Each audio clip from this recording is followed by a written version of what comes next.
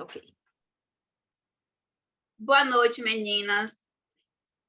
Vamos orar para iniciar o capítulo 11 de 1 Reis. Senhor Pai, meu Deus, entramos na tua santa, magnífica e gloriosa presença, Pai, para vir te pedir que o Senhor venha abençoar esta meditação, Pai, para que todos que assistirem esse vídeo venham sair mais edificados, Senhor. Meu Pai, eu te peço, me capacita, me dá sabedoria, usa meus lábios, Senhor. Meu Deus, é isso que eu te peço e te agradeço.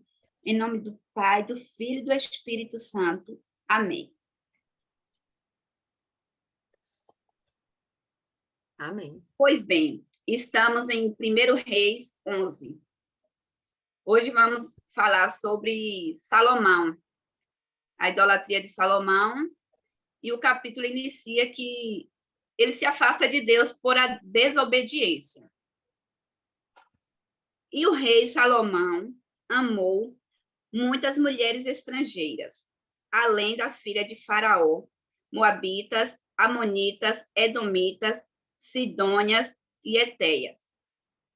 Falta de aviso, o que não foi, porque Deus já tinha falado a ele que ele não poderia misturar os povos. Das nações de que o Senhor tinha falado aos filhos de Israel, não chegareis a elas, e elas não chegarão a vós. De outra maneira, seguramente perverterão o vosso coração, para seguir os seus deuses. A esta se uniu Salomão com amor. Quando a pessoa ama a outra, quer agradar. E foi bem isso que aconteceu com Salomão. Ele se apegou a essas mulheres por amor e começou a agradar elas. Aí ele começou a se corromper. E só rapidinho, Neide, para a gente fazer uma observação e fluir aí na meditação. Eu acho bem interessante quando Deus fala, né? O texto aqui fala das nações de que o Senhor tinha falado aos filhos de Israel, não chegareis a elas, e elas não chegarão a vós. De outra maneira, seguramente perverterão o vosso coração para seguir os seus deuses.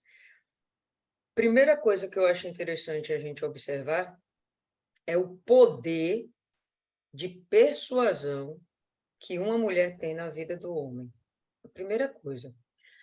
Deus fez um homem muito forte, mais racional, inclusive, do que a própria mulher. Frio, né? A gente pode até pensar.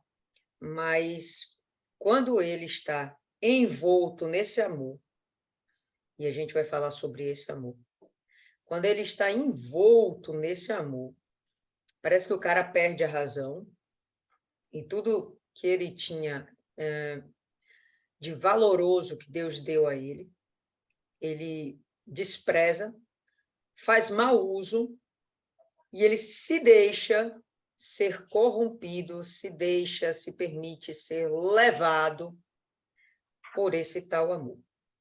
Esse amor aqui, pessoal, que o texto fala, a estas se uniu Salomão com amor. Não é o amor de, eu quero ficar contigo para a vida inteira, quero cuidar de você, vou te proteger, vou suprir suas necessidades, vou ter filho com você, vou fazer com que a gente tenha uma família. Não é isso aqui. Esse amor aqui é desejo sexual. Tá?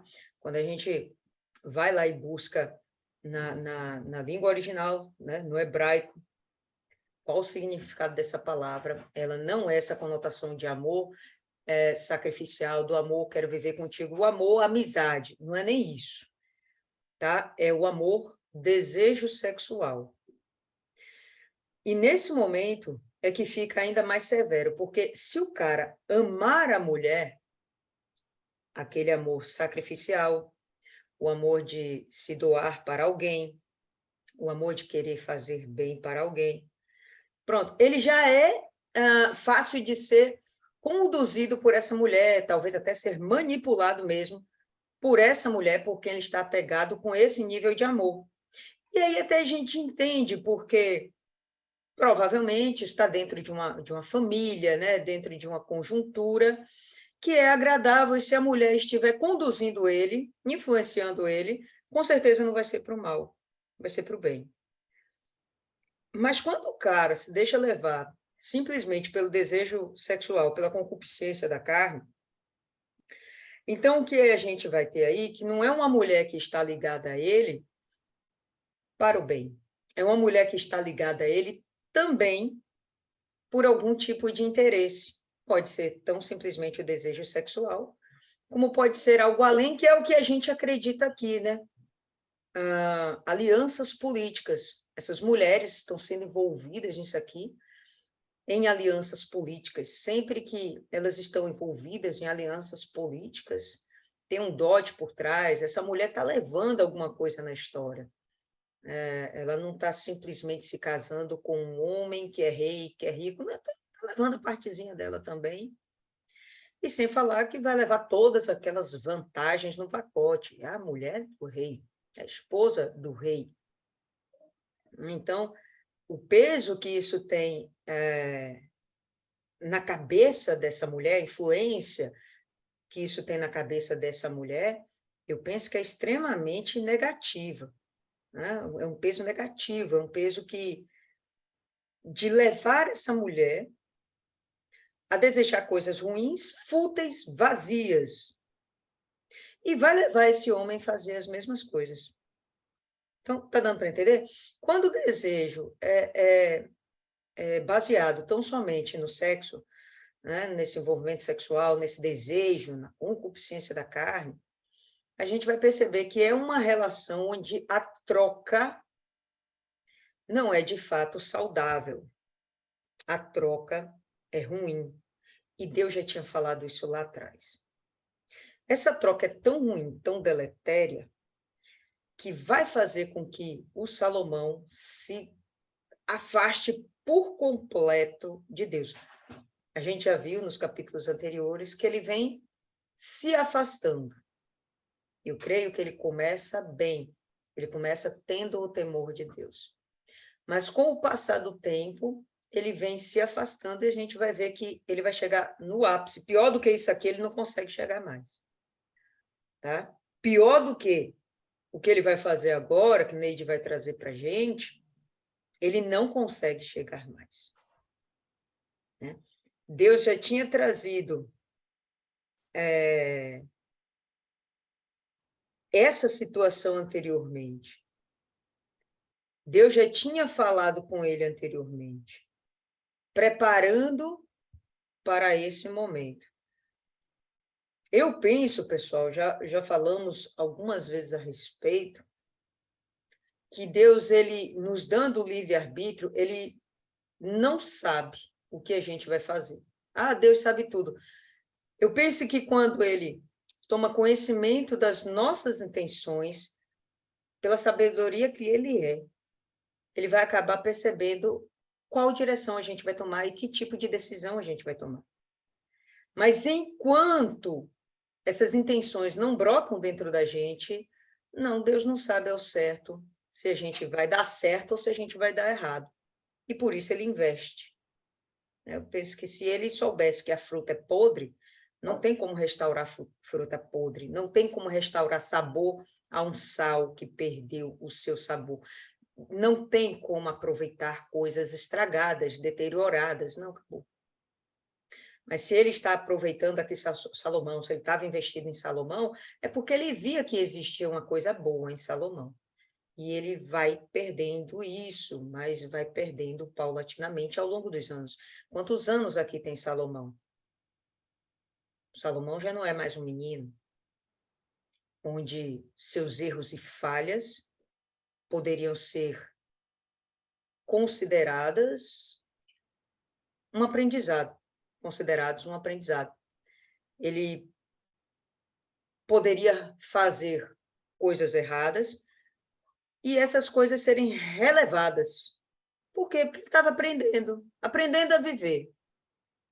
Né? Mas chega um momento onde esse cara já recebeu sabedoria de Deus, ele já recebeu autoridade do próprio Deus, ele já recebeu visão de Deus, e ele não é mais um menino. Não tem mais como considerar esse rapaz um neófito na fé, vamos dizer assim. E ele está chegando num nível tal, onde, bom, aqui já não é mais admissível que você consiga errar tanto, Salomão, né? E vai chegar o momento em que Deus vai dar o chega para lá nele. Enfim, o que eu queria chamar a atenção é, nós temos uma influência muito grande sobre os homens. Se dentro da gente não tiver uma boa intenção, esse homem está lascado. Ele pode ser homem de Deus, ele vai virar homem do cão se a mulher que estiver do lado dele não for mulher de Deus. E o segundo é que, quando a gente se envolve tão somente com os desejos da carne, com as necessidades da carne, quando a gente se envolve tão somente, porque o desejo da carne em si, o desejo do sexo, não é pecado. Isso não é um problema, né? Pelo contrário, Deus que criou isso na gente. É necessário, senão ninguém coabitava, né? Ninguém se relacionava e não ia ter multiplicação da espécie. Então, o desejo tem que existir. Se não existir o desejo, não vai haver a coisa. Mas isso aqui que Deus está falando não é o amor, não é o que Deus queria que acontecesse dentro da constituição da família, é só uma coisa passageira e extremamente vazia, que é o sexo pelo sexo, né? A satisfação de um desejo, ponto. Vai trazer consequências, sem sombra de dúvidas, muito severas. Pode continuar aí, Neide.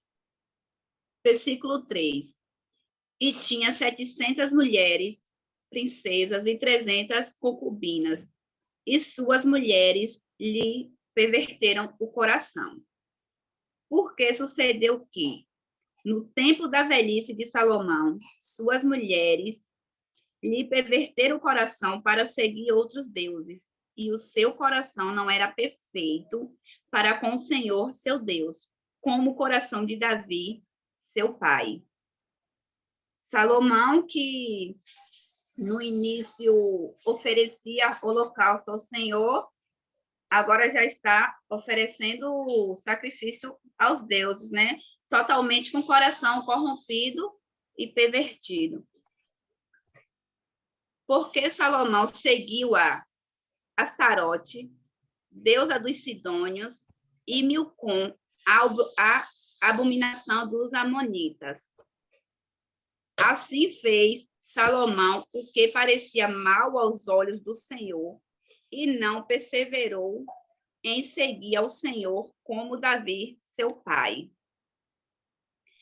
E o tempo todo revela que Salomão não seguiu a Davi, não foi temente como Davi. Davi errou sim, mas ele se arrependeu, teve o coração aquebrantado e se voltou para o Senhor. E nos versículos seguintes, vamos ver o quanto Deus fala de Davi, seu servo, e por causa do meu servo, eu não tirarei o reino todo de Salomão. Alguém quer falar alguma coisa? Eu gostaria de perguntar uma coisa para todo mundo. Verso 4, né? Porque sucedeu que no tempo da velhice de Salomão. Por que no tempo da velhice? Alguém saberia dizer?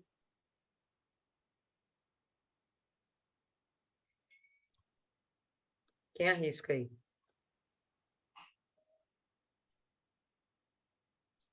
Velhinhas do grupo. Adriana.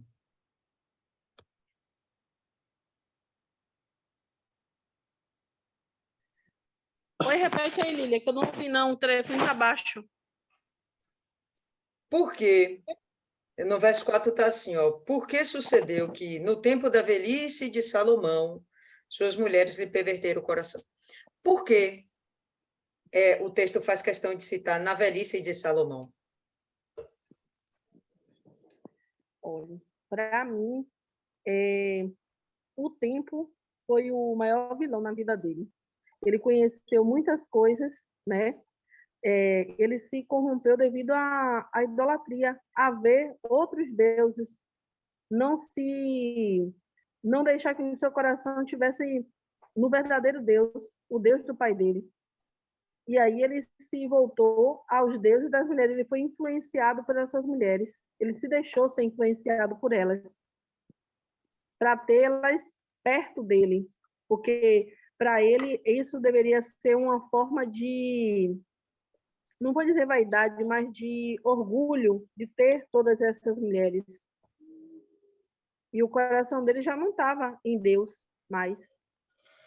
E essas mulheres, eu acredito que ele não conseguiu aquilo que ele conseguiu no capítulo anterior com a rainha de Sabá, né? Que ela veio sedenta para ter o conhecimento, a sabedoria, conhecer o Deus de Davi, conhecer o Deus que deu essa sabedoria a Salomão, e essas outras mulheres, por viver muito tempo com ele, acredito eu, então elas já não estavam mais, só estava vendo a riqueza, a vaidade, o ter, e não o ser. Fala, Isis. Eu imagino o Salomão, aqueles velhinhos com as meninas novas, que já não tem mais vigor para agradar sexualmente, resolve agradar fazendo as vontades. Não, você quer adorar seu Deus, minha filha? Vamos lá, vamos construir para você adorar seu Deus. Pelo menos é o que eu imagino. Vou terminar de ouvir as velhinhas do grupo. Cristiane tem um infarto quando eu chamo ela de velha. Tô zoando, Cristiane, fala aí. Não, eu acho que aqui, porque assim, ó, como ele teve todas essas mulheres, então quando eu acho que a Bíblia se refere ao envelhecimento dele, não era ainda o envelhecimento físico, mas o envelhecimento na fé. Porque o que acontece aqui? Salomão, já no capítulo anterior, no 10, ele já estava frio espiritualmente. Então, ele já começou tudo errado. Então, quando ele teve todas essas mulheres, ele já estava com o coração corrompido, entendeu? Não foi que só essas mulheres corromperam o coração de Salomão, mas é que fala que ele já estava envelhecido, mas não que ele estava velho, porque quando Salomão está velho mesmo, aí bate a deprê, como Mariana falou da outra vez. Aí, quando ele começa a analisar tudo que ele fez de errado, aonde ele escreve lá no livro, no próximo livro lá que ele escreveu, que esqueci o nome. Eclesiastes. Eclesiastes, e aí ele começa a fazer aquela análise de todas as coisas erradas que ele fez, que ele viu que tudo que ele fez. Então, esse envelhecimento é o envelhecimento da fé, perdendo totalmente a fé em Deus. Então, ele já não estava bem, e aí só foi se esfriando com essas mulheres que adoravam outros deuses. E eu queria fazer uma ressalva, já que você perguntou aqui, falando dessas mulheres aqui, que fala que ele amou essas mulheres, como você estava falando. Essas mulheres aqui são mulheres idólatras, que cresceram na idolatria, certo? E todas nós aqui sabemos que elas faziam o ritual para os deuses delas. Então, como é que é o ritual? É sexo, é orgia, né? É aquela bagunça toda que a gente não consegue imaginar, que eu mesma não consigo imaginar. Então, quando fala que ele teve 1000 mulheres, que fala assim que ele teve essas 1000 mulheres, então, muitas das vezes, Salomão participou de orgias, porque fazia parte da vida delas, entendeu? Então, tipo assim, elas eram mulheres que ela trouxe coisas novas que era diferente para a vida de Salomão. Então, elas tinham a luxúria, elas tinham a sensualidade, o ritual, a sensualidade, tudo aquilo que envolvia Salomão. Então, para ele ter tido 1000 mulheres, isso quer dizer que, às vezes, em uma noite, ele teve 5, 6, 7, sei lá, né? Porque eu tenho para mim que ele era... Eu até falei com a Linda na coisa ali. Entendeu? Então, para ele chegar, então isso quer dizer que ele participava daquela orgia com elas. Elas levaram eles a isso. Então, por isso que fala que ele teve mulheres, porque se fosse assim, normalmente uma por dia, puxa, não tem como, se a gente fizer os cálculos, entendeu? Então, é mais ou menos isso aí. É possível que algumas dessas mulheres ele nem tivesse conhecido. É possível, é possível. Mas pode ser também que ele fosse o cara e ter toda essa disposição. Eu tenho cá minhas dúvidas, mas pode ser, né? Pode ser que ele tivesse toda essa disposição em manter relação com várias mulheres, né? Mas o que ela traz realmente é um fato. Uma das coisas que vai chatear muito a Deus, primeiro, que ele vai se entregar a falsos ídolos, segundo, que o culto a esses ídolos normalmente envolviam cultos sexuais, né? com a atividade sexual. Mas, por último, vou ouvir agora uma novinha. Fala aí, dona Ana, o que a senhora acha? Porque só na velhice que as mulheres conseguem perverter o coração de Salomão. Gostaria de ouvir a opinião agora de uma novinha. Eu acredito. Boa noite para todas. Boa noite. Eu acredito, sim, que foi quando ele parou para refletir, né, em tudo que ele vinha fazendo. E ele tinha o coração dele nunca foi o coração assim, obediente a Deus.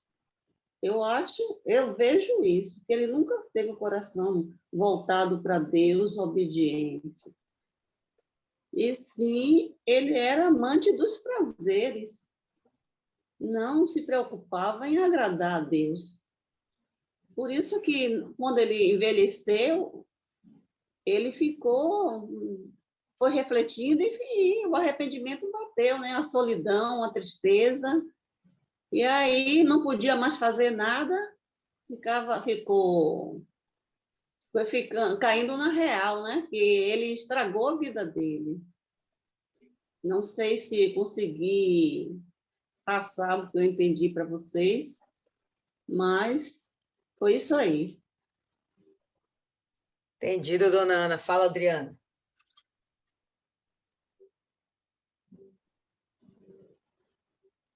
Ô, Lília, Sim. meninas todas, né?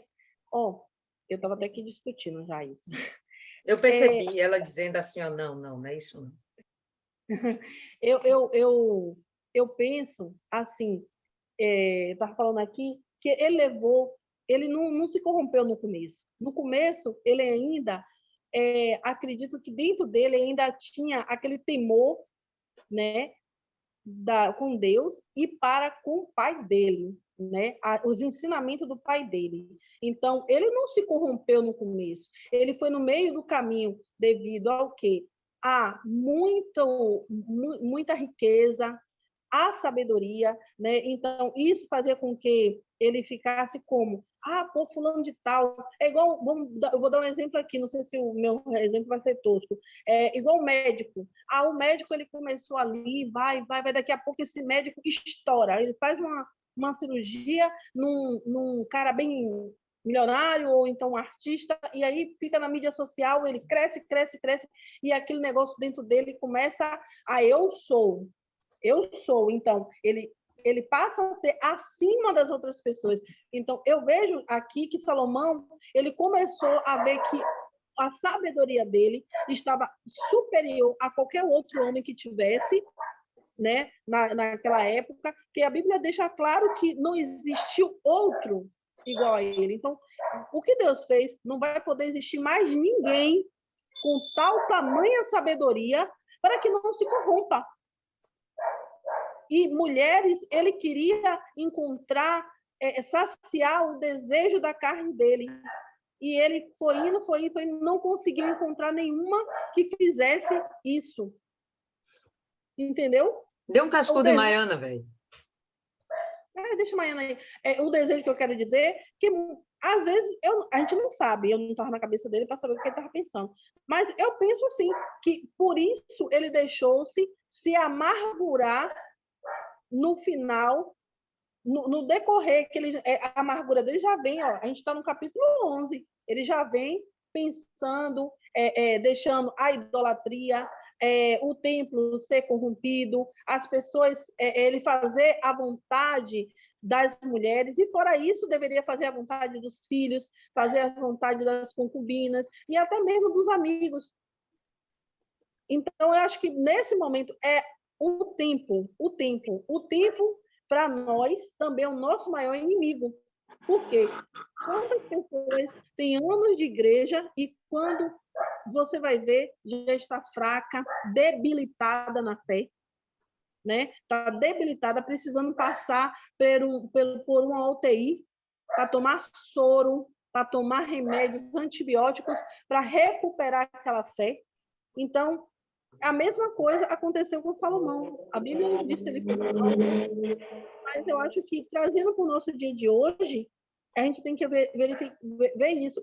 Quais são as mulheres da nossa vida, a idolatria da nossa vida que a gente está colocando no nosso coração, na nossa mente, né? Que a gente, às vezes, pensa o quê? Ah, não, eu estou bem. Ah, hoje eu não preciso orar. Ah, hoje eu não preciso ler a Bíblia. Ah, hoje eu não preciso jejuar. Ah, pô, eu entrei no propósito, mas não, vou fazer o propósito meia boca. Mas aí você não alcança aquilo que você quer. Por quê? Porque você não fez com amor, você não fez a coisa correta. Então, Salomão, no meio do caminho, ele só olhava para a riqueza. Eu acredito nisso, né? Agora eu quero meu direito de resposta, que eu não ia nem falar. Continue. Aqui meu papelzinho, que ninguém vai entender. E eu gravei que, sendo velho, e lhe perverteram o coração. Ele já começou errando, sim. Porque logo de cara, lá no capítulo 3, fala que ele casou com a filha de Faraó. Ele sabia que não era para casar com a filha de Faraó. Aliás, ele nem podia casar com outras pessoas que não fossem do povo dele, independente de quem fosse o pai. Se fosse um erro e ele fosse como o pai dele, se arrependesse, ele parava por aí. Ele não parou. Ele foi atrás das Edomitas, Amonitas, aqueles nomes Idôneas. Isso aí. Se você se arrepende, você para por ali e não faz mais. Os velhos dizem que os velhos só dão bons conselhos porque já passaram da idade de dar maus exemplos. Salomão não é a exceção. Eu não concordo que a sabedoria dele foi só ele por causa das riquezas, porque foi o que Deus disse já lá no começo, que igual ele não vai ter ninguém rico e nem sábio. Uhum. E é os 50% de chance de Deus sabe o que eu vou fazer por causa do meu livre-arbítrio. Eu posso fazer tanto por bem, tanto por mal. Você consegue manipular uma criança, porque está formando o caráter, e consegue corromper um velho, porque está perdendo a consciência.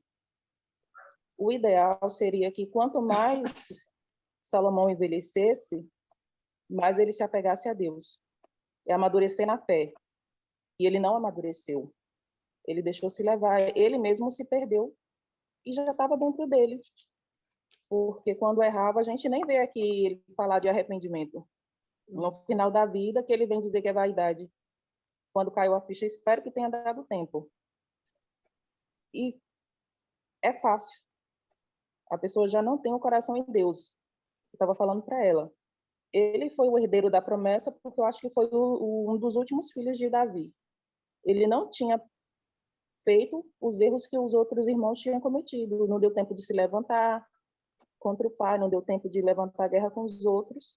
Deus tinha que cumprir a promessa de que ele fez a Davi, e no momento o único que se encaixava nessas condições era Salomão.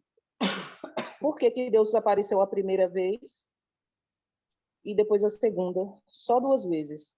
Com as outras pessoas, se a gente for ver, as outras pessoas que Deus usa, ele aparece várias e várias vezes, manda os profetas, e ele não. Ele recebeu um último aviso para aquele que não sei quantas mil mulheres nem se pegasse todos os dias e nem se usasse a mão.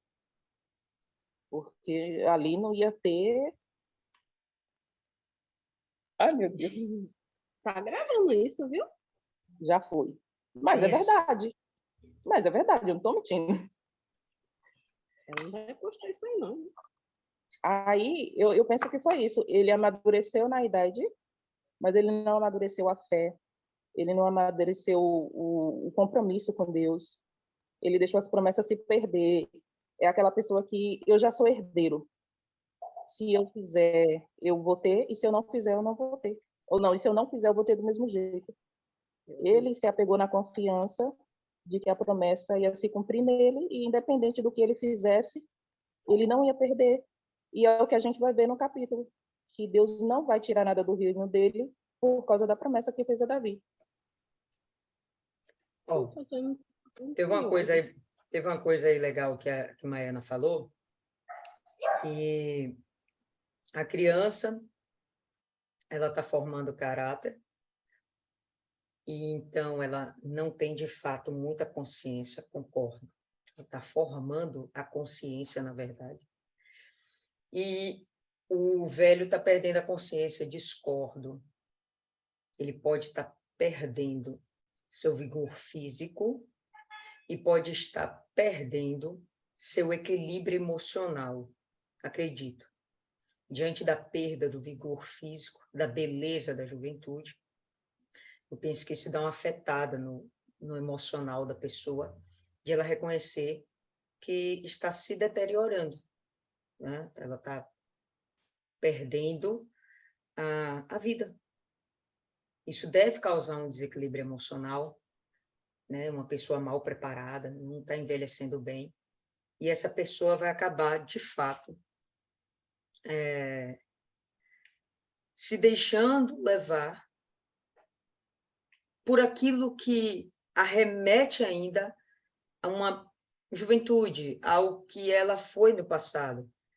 E eu penso que, para o homem em particular, a vida sexual, ou uma mulher jovem do lado, deve fazer com que ele se sinta jovem. Eu penso que isso até os dias de hoje é válido. Mas não vejo ele como perdendo a consciência, muito pelo contrário. O idoso, ele vai amadurecendo e tendo uma consciência ainda mais firme, né? Eu estou envelhecendo, e eu não estou ficando gaga.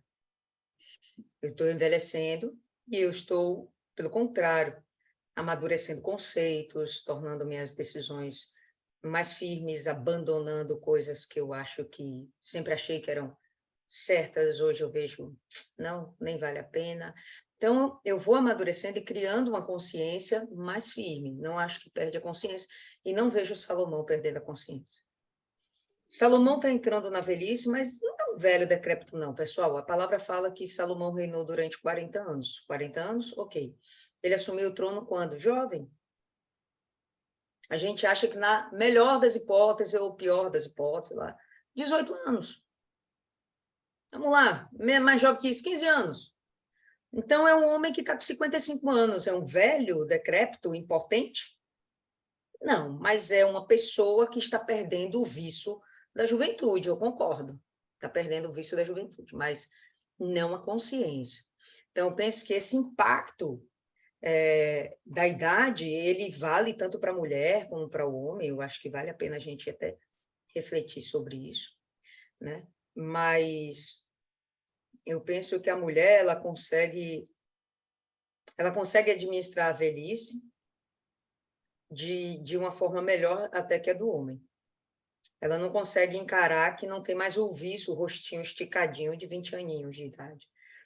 Mas o homem, ele se sente como não homem. A mulher não deixou de ser mulher porque ficou feia. Ou melhor, feia não, ridículo. Porque a mulher ficou velha. Porque tem umas velhas que ficam velhas e ficam lindas. Exemplo, minha mãe. Minha mãe é linda. E já está com seus 80 e poucos, top. Né? Mas para um homem, cara, um homem começar a perder, de fato, sua virilidade, eu acho que isso acaba. Ele não é nem mais homem, ele é um nada. Eu penso que seja a cabecinha do homem. Nunca parei para conversar isso com um homem maduro. Também não sei se eu teria coragem de perguntar essas coisas a um homem maduro. E mozinho é mais novo do que eu, então acho que eu não vou passar por essa situação. Por isso eu queria consultar as velhinhas do grupo, mas as velhinhas do grupo não quiseram abrir o coração e falar a real, então vou ficar na minha e não vou querer entrar na semana mais de ninguém, tá? Mas eu penso que ele, o fato de ele estar rodeado de mulheres, isso trazia para ele uma valorização pessoal, uma autoestima melhorada, né? Eu acho que esse seria o ponto. Então, para essa mulher estar perto de mim, eu vou fazer o que ela quiser, né? Eu vou fazer o que ela quiser, porque eu já não sou mais um menino de antigamente, inclusive meu harém está ficando meio velhinho também, já não tem assim tanta menininha, o negócio já está meio passado aqui, enfim, e aí ele vai cedendo, sem falar que a mulher fica lá cutucando na cabeça o tempo todo, né? Não, meu filho, eu preciso adorar meu Deus, meu Deus, meu Deus, meu Deus. E eu acho que, em princípio, ele nem começa a oferecer sacrifícios para essa galera, mas ele começa a permitir que os altares sejam construídos. E vamos lá. O texto fala que ele...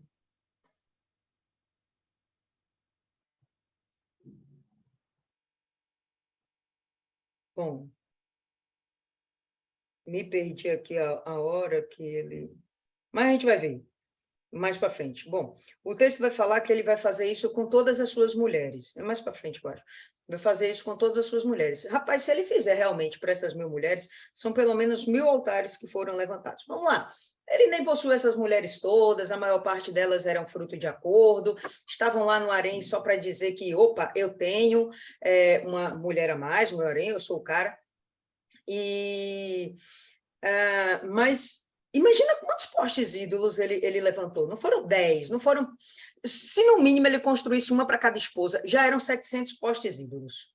700 altares que foram levantados no meio de Israel, inclusive aqui em Jerusalém. Ele permitiu que isso fosse construído nas proximidades de Jerusalém, aquela coisa toda. Então, isso é coisa pra caramba. E as mulheres estão lá adorando os seus deuses do jeito que elas aprenderam. E as mulheres em si não teriam tanta culpa, porque elas não nasceram conhecendo o Deus de Israel. Não, mas a oportunidade que elas tinham agora de conhecer o Deus de Israel, estavam conhecendo Salomão. Salomão, sim, conhecia o Deus de Israel, teve experiência com o Deus de Israel. Ele que tinha o papel de sacerdote, de ensinar o seu povo e, principalmente, primeiramente, os da sua casa. Ele não ensina, ele não exorta. Talvez fosse tanta mulher, pessoal, que ele nem quisesse bater de frente com tanta mulher. Entendeu? Porque mulher já é uma coisa difícil. Se você quer saber o quanto você é difícil, pergunte ao seu marido. Entendeu? Se você ainda não tem marido, um dia você vai ter e você vai perguntar e você vai ouvir a resposta. Meu Deus, você é difícil. Tá? Então, as mulheres são difíceis. Imagina 1.000, gente demais. Então, quer saber? Para eu não esquentar minha cabeça, faça o que você quiser. Que a mulher sabe ser irritante quando ela quer. Então, faça o que você quiser. Tá bom, você quer? Vai, faça. Então, no princípio, eu acho que ele nem estava lá querendo adorar os deuses delas. Mas ele acaba sendo envolvido com isso. Ah, meu amor, vamos hoje. Vai hoje comigo, não quero ir só. E quando menos espera, pô, você nunca serviu aqui o meu Deus. Eu já fui tantas vezes com você no seu tempo. Tá, tudo bem. E aí, pronto, já era. A mulher conseguiu fisgar o cara. E nessa de fisgar, bom, a gente vai ver aqui o desenvolvimento do texto, tá? Mas eu penso que não é porque esse cara perdeu a consciência, é porque esse cara, de fato, ele está percebendo que está envelhecendo. Ele percebe que ele está envelhecendo. E dentro dele, ele está querendo se autoafirmar como homem. Então, aí ele vai ceder aos desejos da mulher. É uma possibilidade, dentro de tudo também que vocês falaram, que são também possibilidades. Fala aí, Cristiane. Eu acredito muito também que, às vezes, ele cedia até num momento mais caloroso ali entre eles, porque a mulher, ela é muito... A mulher, ela tem um jogo de cintura. A mulher tem ela não chega assim e fala. Ela primeiro, ela cria todo um clima, todo um momento para poder pedir, que sabe o momento em que o homem vai ceder. Isso é uma coisa das mulheres. Então, eu não acredito que elas chegavam diante dele e falavam assim, não, vamos fazer isso, assim, não. Como elas eram mulheres muito sensuais, a vida dela era a sensualidade, então, eu acho que em muitas acontecia até às vezes no momento em que satisfazia bem ele. Por quê? Porque Salomão, ele era um homem orgulhoso, vaidoso e se achava o tal. Por quê? Porque você tem noção nós estamos no capítulo 11, tem noção quantos elogios Salomão já recebeu até aqui? Muito elogios ele recebia. Então, aquilo inflava ele, deixava ele com o ego lá nas alturas. Então, ele se achava um cara. Ele não era humilde, ele era um homem orgulhoso, entendeu? Então, aquilo ali mexia com ele. Então, assim, eram muitos elogios em que, em nenhum momento aqui, quando a gente lê a Bíblia, não fala que Salomão falava assim, gente, olha, se eu sei tudo isso, se eu aprendi tudo isso, foi Deus que me deu, então toda essa honra e essa glória tem que ser dada para Deus, porque eu, na realidade, não sei de nada, não vem de mim essa sabedoria que vocês estão vindo aqui falar comigo, esses presentes que vocês me dão, eu agradeço, mas assim, foi Deus que me deu, então assim, ofereça sacrifício ao Deus que está fazendo tudo isso, que se hoje eu sei julgar uma causa, se hoje eu estou sabendo conversar, se hoje o comércio aqui desenvolveu, não é porque eu, Salomão, sei, foi porque Deus, ele me deu essa unção. Deus, ele me deu essa sabedoria. Quer dizer, ao invés dele colocar o nome do Senhor de frente, nas alturas, não, ele pegou aquilo ali para si, entendeu? Ele pegou para si.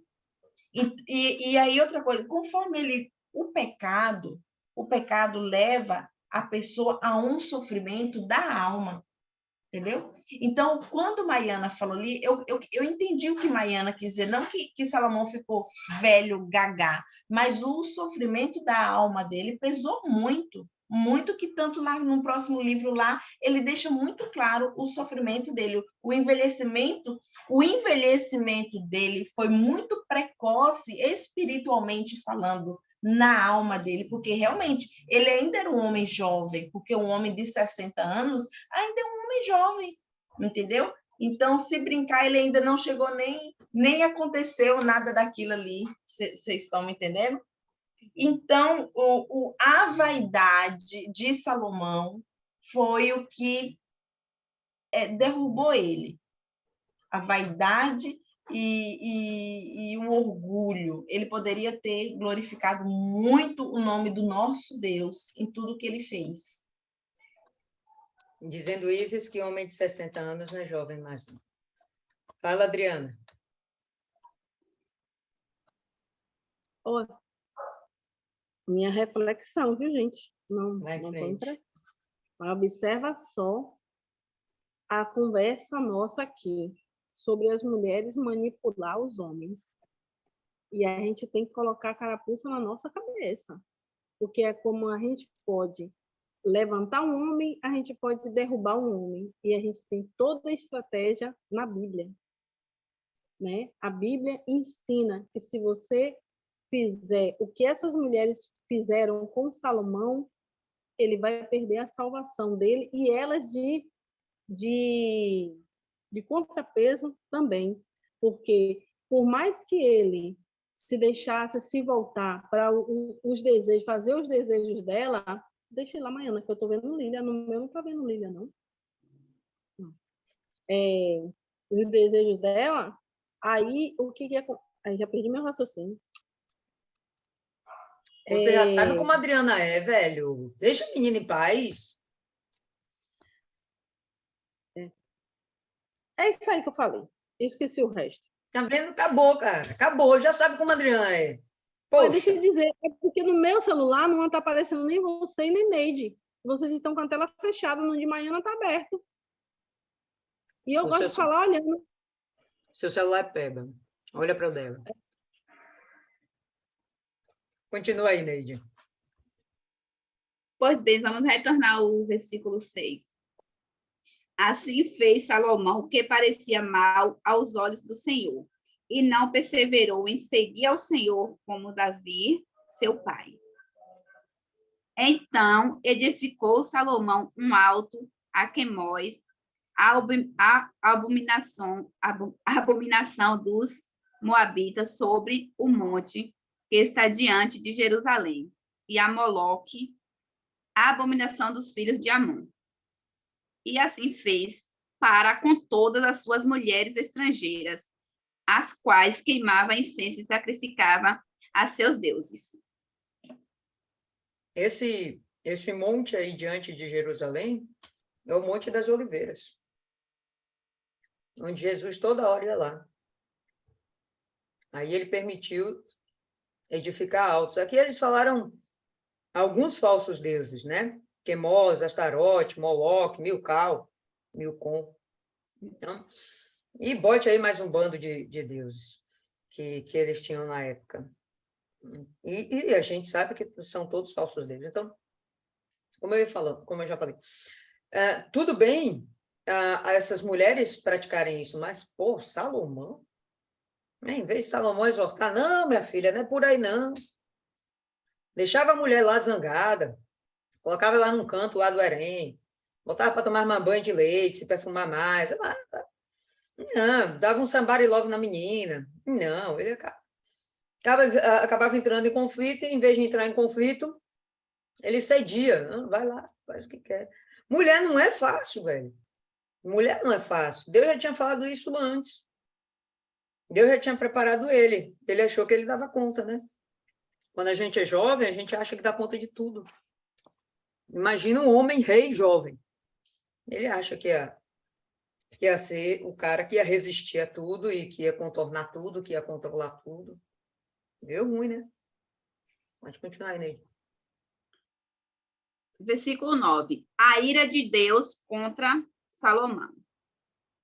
Pelo que o Senhor se indignou contra Salomão, porquanto desviaram o seu coração do Senhor, Deus de Israel, o qual 2 vezes aparecera.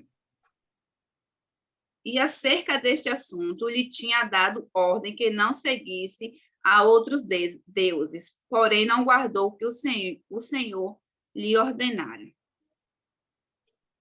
Aí aqui na outra versão, está falando, o Senhor, o Deus de Israel, havia aparecido a Salomão 2 vezes e lhe havia ordenado que não adorasse deuses estrangeiros. Mesmo assim, Salomão não obedeceu ao Senhor, mas afastou-se dele. Por isso, o Senhor ficou muito irado com Salomão e disse, no versículo 11,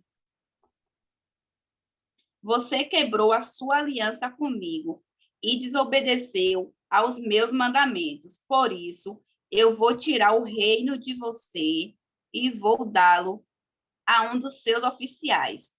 No entanto, por amor a Davi, o seu pai, eu não farei isso enquanto você estiver vivo.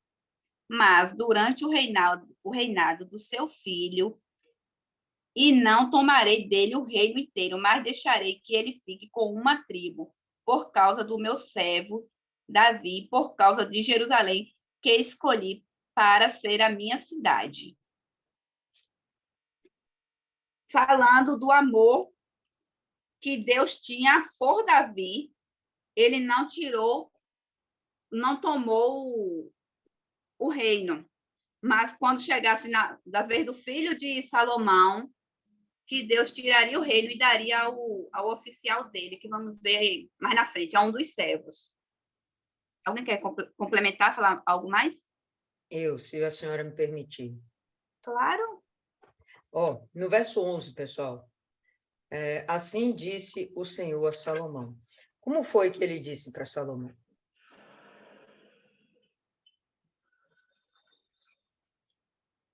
E aí? Se você for fiel, se você... Não. Como foi que ele fez essa mensagem chegar para Salomão? Em sonho. Da outra vez. Fecha seu áudio. Tá os dois abertos, fica complicado. Fecha um e abre outro. Então, em sonho. Mais alguém? Alguma opinião?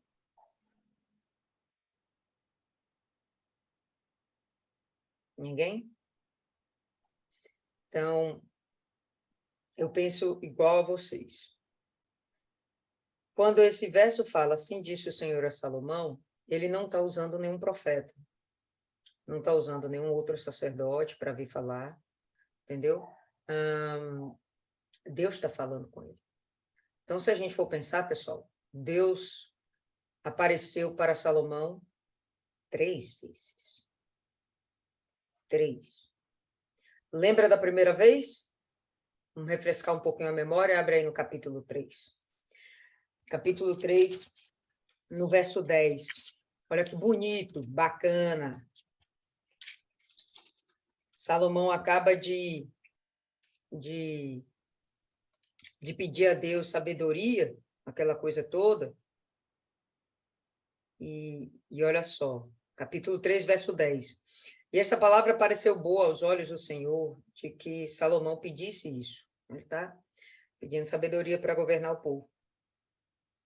E disse-lhe Deus, porquanto pediste isso, e não pediste a ti muitos dias, nem pediste para ti riquezas, nem pediste a vida de teus inimigos, mas pediste para ti entendimento, para discernires o que é justo, eis que fiz segundo as tuas palavras, eis que te dei um coração tão sábio e entendido, que antes de ti igual não houve, e depois de ti não se levantará.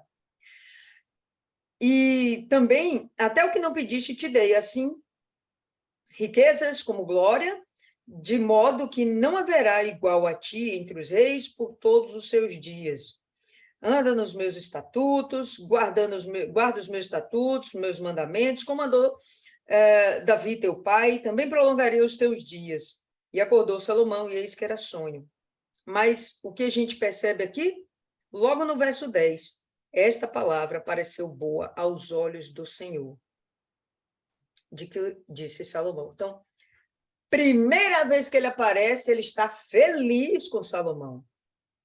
Ele está se sentindo agraciado com Salomão, primeira vez.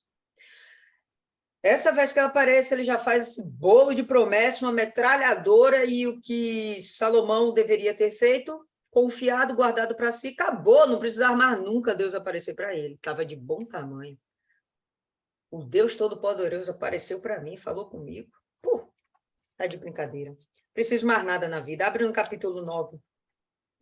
Aí a gente vai ver no capítulo 9, logo no verso 3.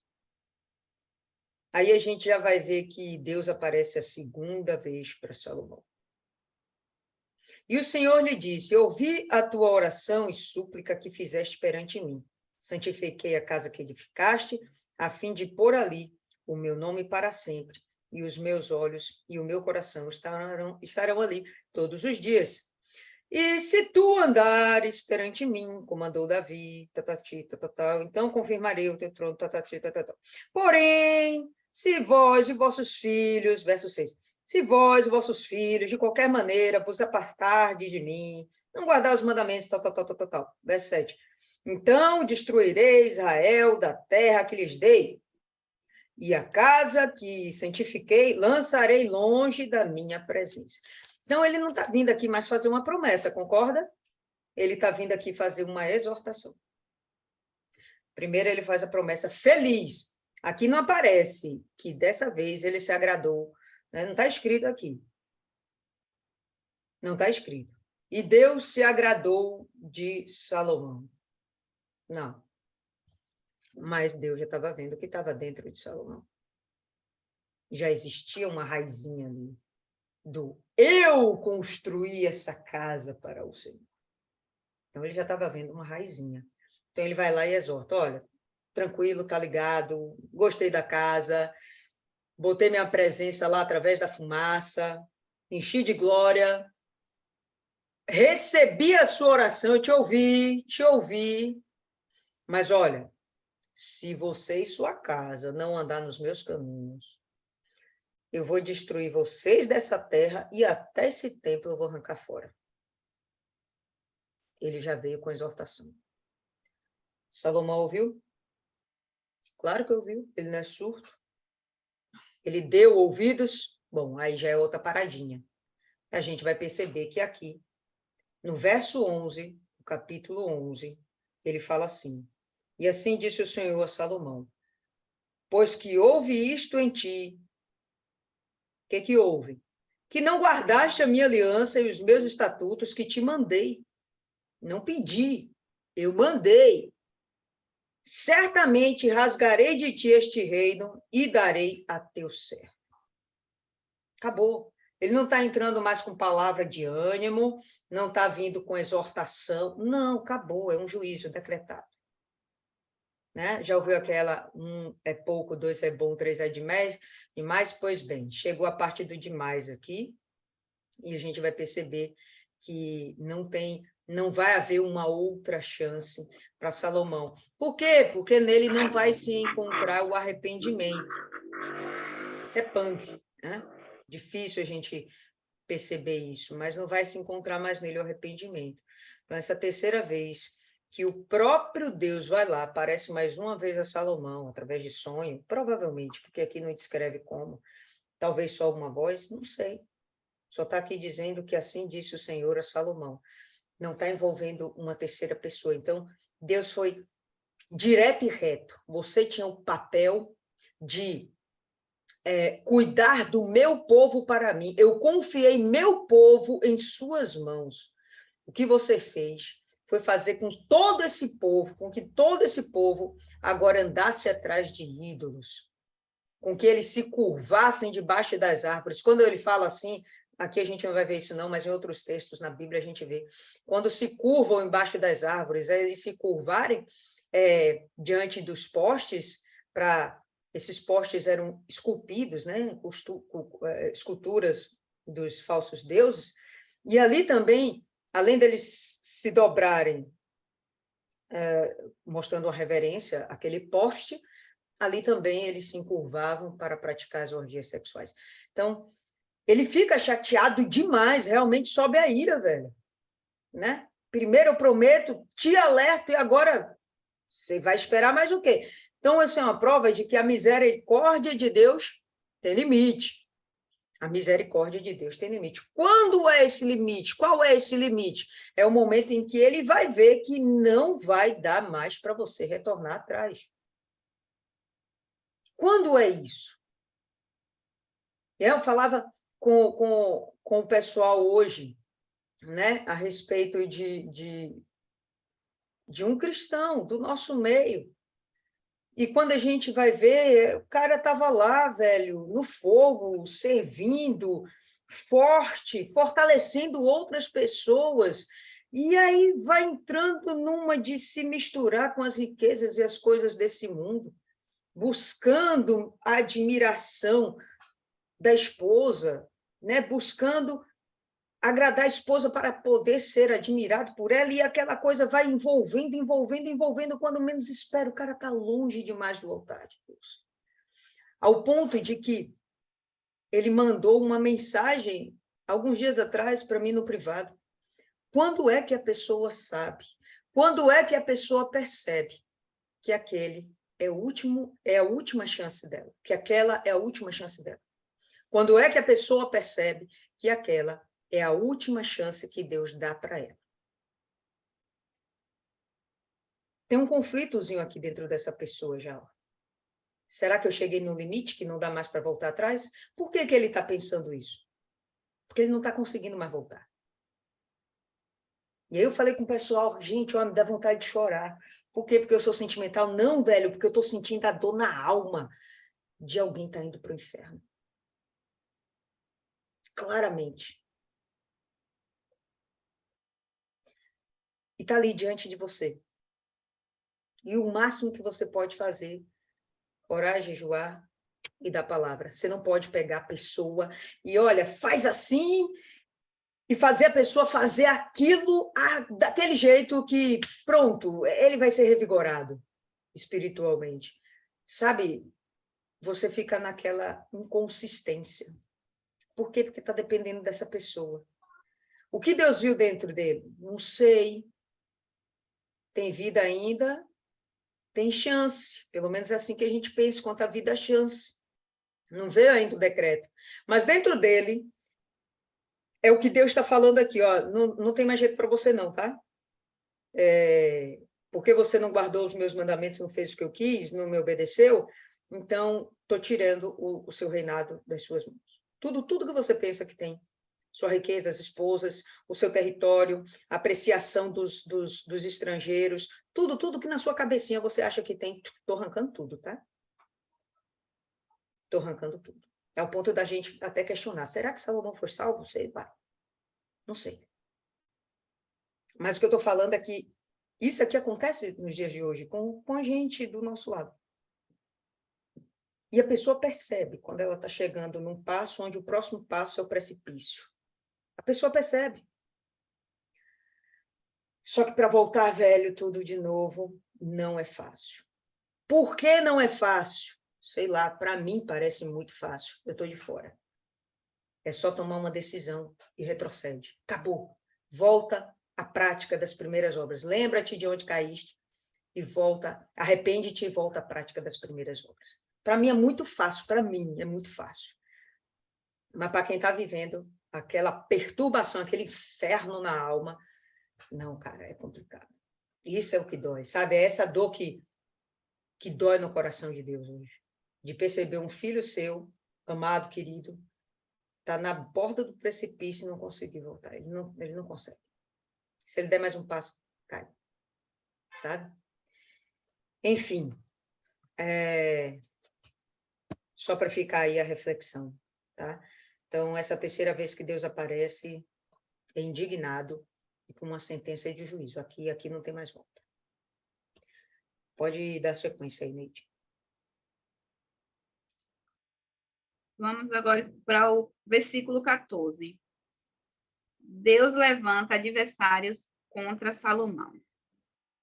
Levantou, pois, o Senhor contra Salomão um adversário, Hadad, o Edomeu.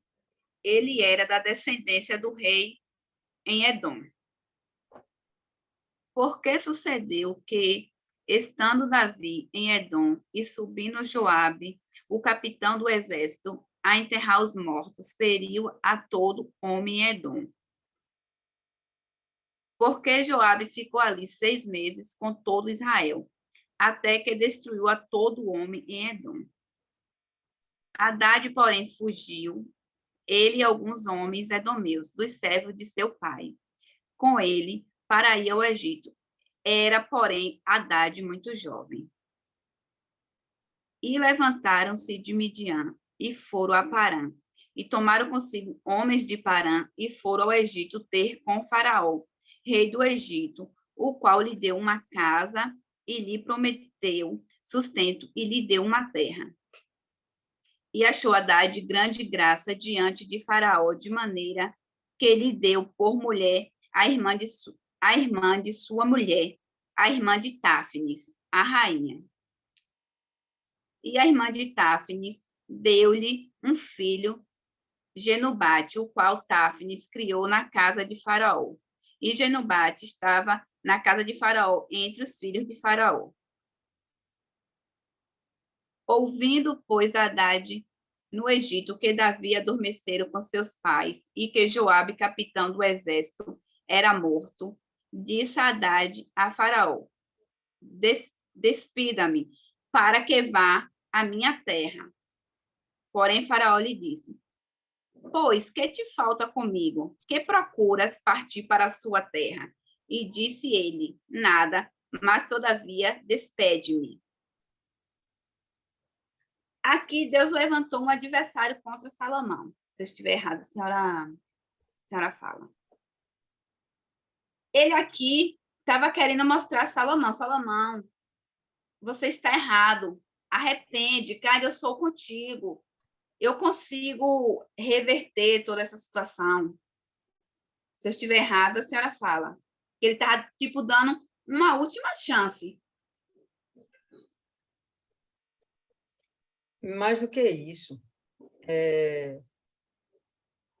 pelo contrário, Deus está decretando que a última chance Já passou. Já foi. Deus agora está levantando os inimigos. Deus está... Gente, o inimigo não veio do nada. Deus está suscitando os inimigos contra Salomão.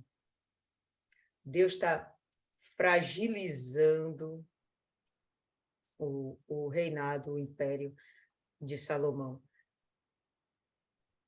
Haddad foi buscar ajuda de quem? O que o texto fala? Haddad foi buscar ajuda de quem?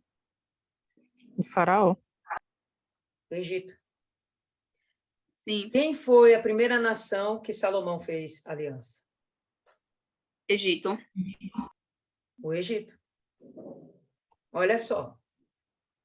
Então, se Deus estava, ou melhor, Salomão, se Salomão estava confiando nas alianças que ele tinha feito, o próprio Deus está mostrando que essa aliança vai ser quebrada. O próprio Deus. Quando Haddad vai para lá, para o Egito, não é no tempo aqui de Salomão, é no tempo lá de Davi. Davi foi lá, tomou aquela terra de Edom, botou Joabe lá de guarda. Joabe ficou lá 6 meses matando tudo que era homem de Edom, para não deixar raiz. Esse cara vai e foge, para não morrer. Se ele ficasse lá, ele ia morrer. Pede guarita a Faraó. Ele acha mercê aos olhos de Faraó. Nesse momento, o Egito e Israel não eram amigos. Não eram amigos. Então, Faraó vai lá e dá guarita a esse cara. E Faraó gosta tanto dele, né? Esse Faraó da época gosta tanto de Haddad, que ainda dá sua cunhada para casar-se com ele. Cria o filho de Haddad como se fosse filho seu. Né? O texto vai falar, o filho de Haddad vai ser criado com os filhos de Faraó. Vai ser criado como príncipe. Sei lá o que eles viram lá entre si, mas, enfim, eles entraram num acordo. Haddad era rei de alguma coisa, Haddad era senhor de alguma coisa, era guerreiro de alguma coisa, nada. Haddad era um fugitivo, e quem estava aí na frente, né, quem estava tendo visibilidade, era Davi. Então, estava lá conquistando ainda territórios, aquela guerra toda, formando o reino de Israel, para deixar de herança agora, né, para Salomão. O primeiro inimigo que o próprio Deus suscita contra Salomão sai do Egito. Primeiro sai do Egito. Né? Então, já vai haver aqui uma ruptura no equilíbrio dessas alianças. A gente vai ver mais para frente que a coisa continua. Pode, por mim, pode continuar, Isis. Isis, perdão, Neide. Versículo 23. Também Deus lhe levantou outro adversário, Arrezon, filho de Eliada, que tinha fugido de seu senhor Hadadezer, rei de Zobá, contra quem também ajuntou homens e foi capitão de um esquadrão quando Davi os matou. E indo-se para Damasco, habitaram ali e reinaram em Damasco. E foi adversário de Israel por todos os dias de Salomão, e isto além do mal que Haddad fazia, porque detestava Israel e reinava sobre a Síria. Aí, olha só. Se a gente for pegar a história de Davi, acontece o que com ele? Ele é perseguido, né? Não acaba sendo perseguido? Saul vai lá, persegue ele, quer matar ele, beleza. Sim. Por que Saul quer matar ele? Porque Saul não aceita a direção de Deus. Você vai perder seu reinado, vai entrar Davi. Ele não aceita. O que ele vai fazer? Vai correr atrás de Davi para matar Davi. Ok, tudo bem. Davi foge, vai para o deserto. Ele encontra quem? Um monte de homem desprezado. Que eles tomam tudo, faz o quê? Se une a Davi. Elege Davi como um líder. Vai acabar entrando em outras terras, e Davi ali vai sendo sempre como líder, até que chega um momento em que eles vão formar o exército de Davi. A mesma coisa acontece aqui com Rezon. Rezon sai fugido de sua terra, né? Por causa da perseguição que estava sofrendo. Sim. Ele vai se juntar com alguns homens, esses homens vai ser o seu primeiro exército, essa galera elege ele como rei, foge lá para Damasco, vai ficando lá pela Síria mesmo, né, naquela região ali toda, e a gente vai perceber que ele vai virar rei daquele lugar. O texto fala que o tempo todo eles eram inimigos de Israel, inimigos adversários, mas necessariamente eles não faziam guerra contra Israel, porque o reino de Salomão, a gente já sabe que foi um período de paz.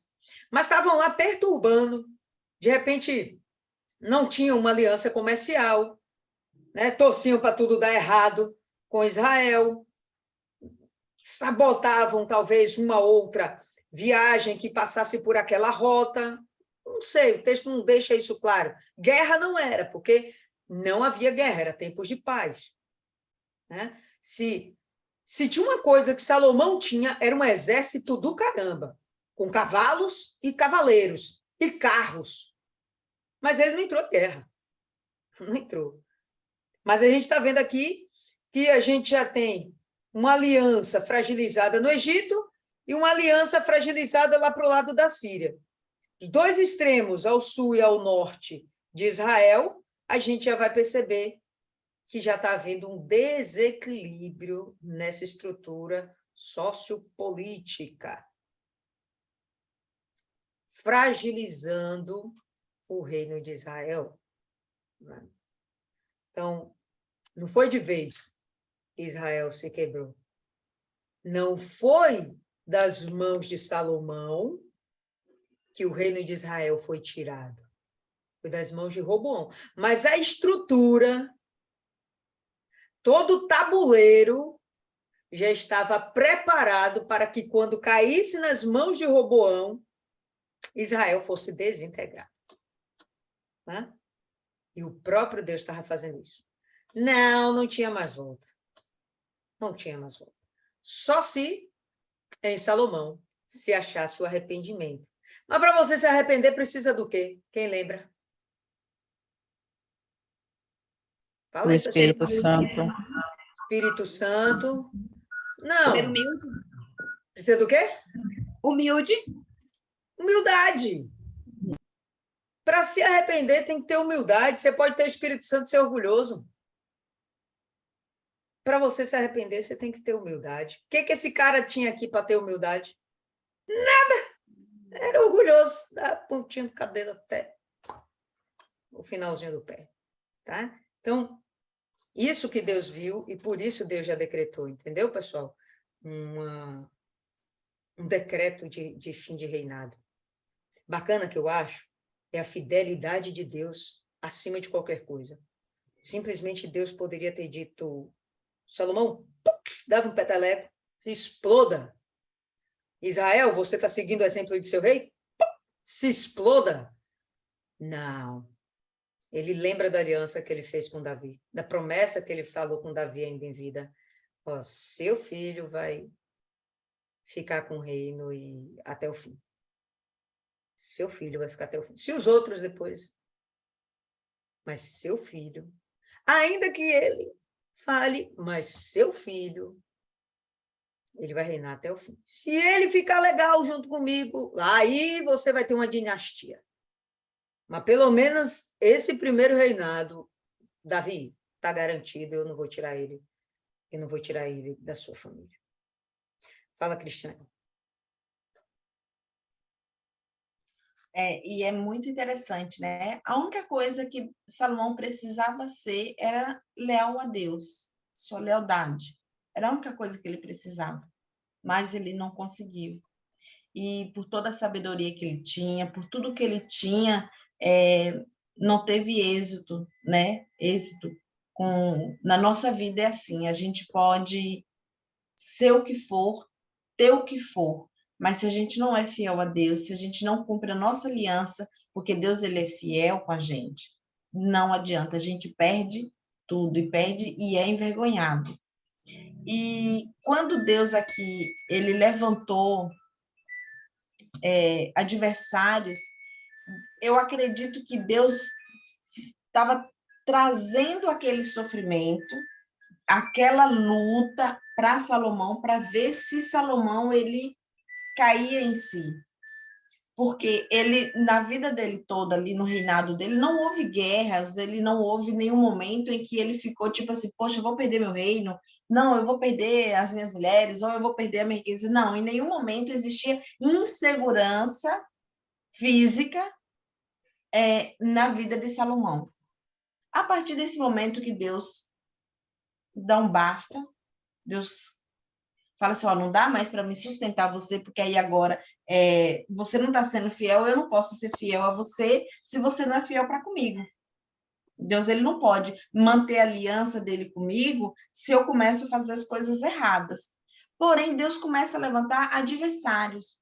Eu acho que esses problemas que a pessoa, às vezes a gente passa, os problemas e as dificuldades, Deus, ele permite para que a gente passe a buscar mais a Deus, a orar mais a Deus, porque realmente é assim, quando a gente passa lutas e dificuldades, a gente busca mais.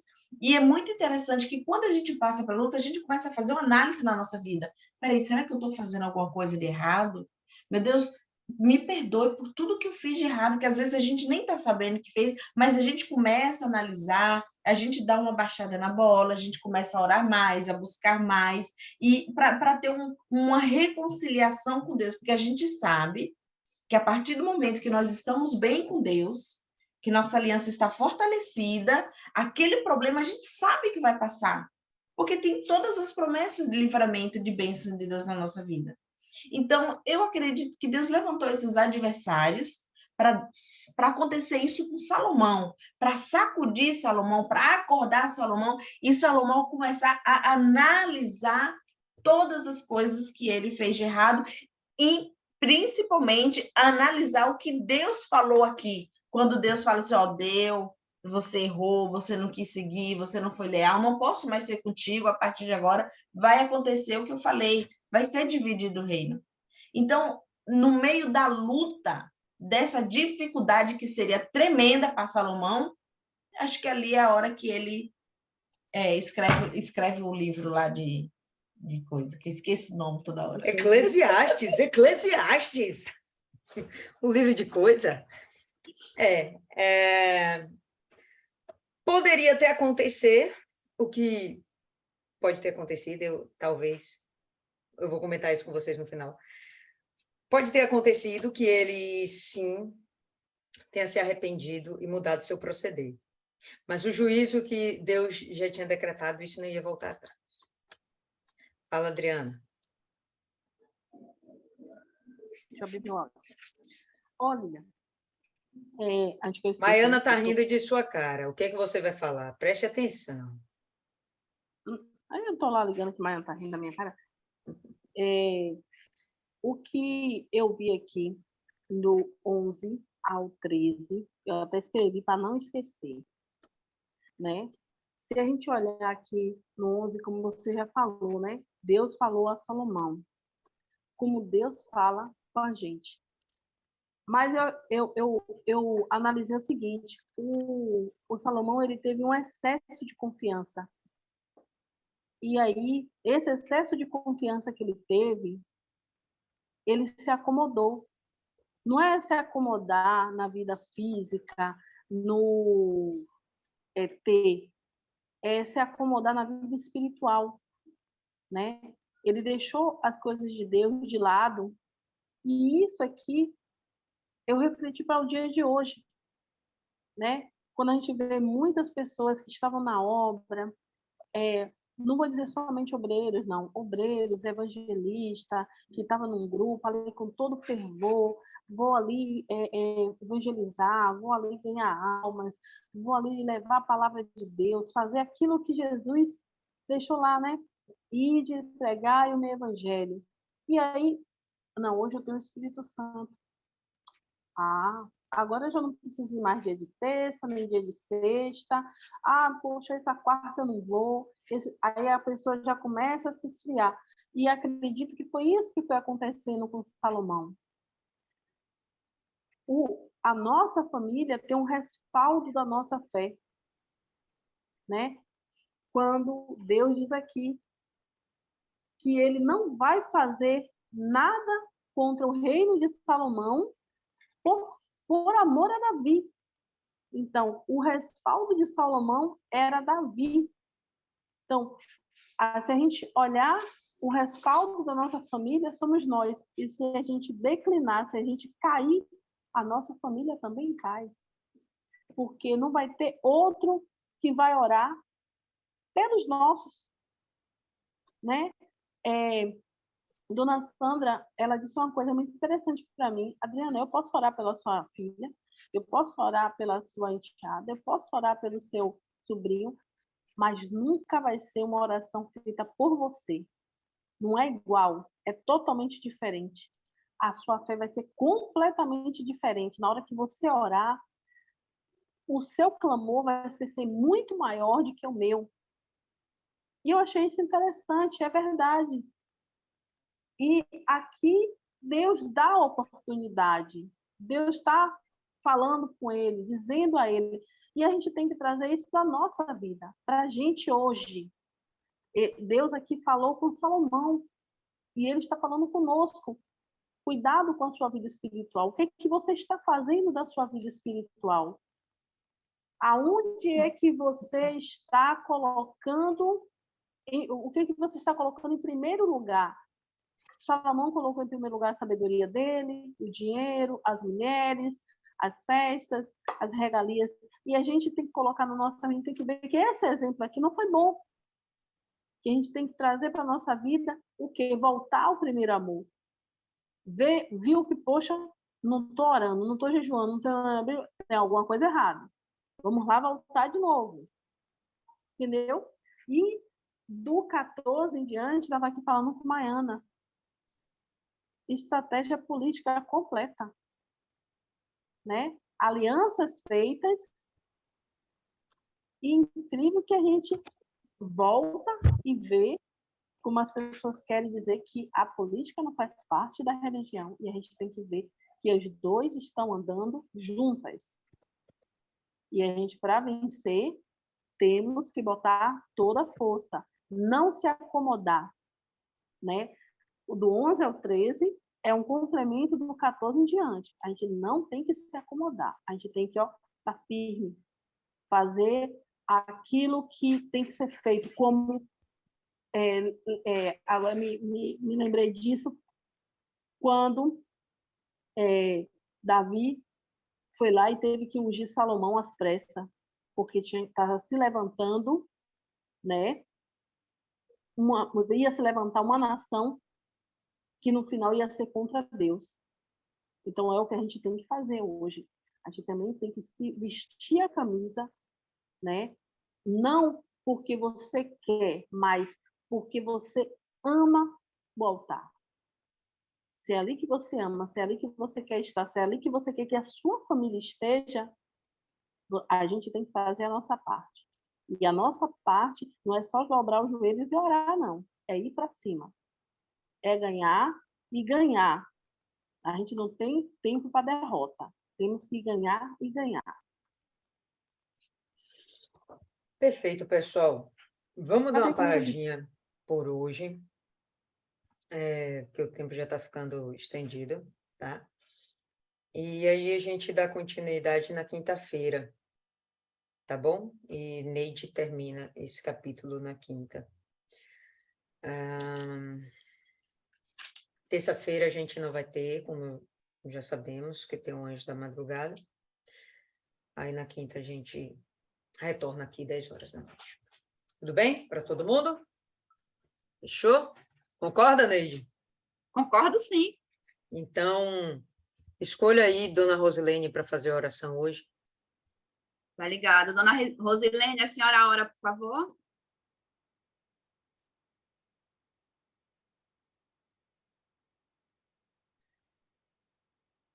Nem finja que dormiu, Dona Rose. Tá ligado, que o Espírito Santo me use. Amém. Vamos lá. Espírito Santo, meu Pai, estamos aqui este momento reunido para te agradecer, meu Pai, por cada palavra que a cada alma dessa deu, que nós viemos entender por elas, nos capacitar e aprender cada vez mais, meu Deus. Senhor, obrigado por mais um dia. Que o Senhor venha nos dar direção em tudo, meu Pai. Entender essas palavras. Gente, me perdoa, vamos embora lá no Pai Nosso. Pai nosso que estás no céu, santificado seja o teu nome, venha a nós o teu reino, seja feita a tua vontade, assim na terra como no céu. O pão nosso de cada dia nos dai hoje. Perdoe as nossas dívidas, assim como nós perdoamos aos nossos devedores. Não nos deixes cair em tentação. Livre de todo mal, pois teu é o reino e o poder, a honra e a glória, hoje, amanhã e para todo sempre. Amém. Dona Amém, Lília, tá pessoal. viu? Por hoje é só.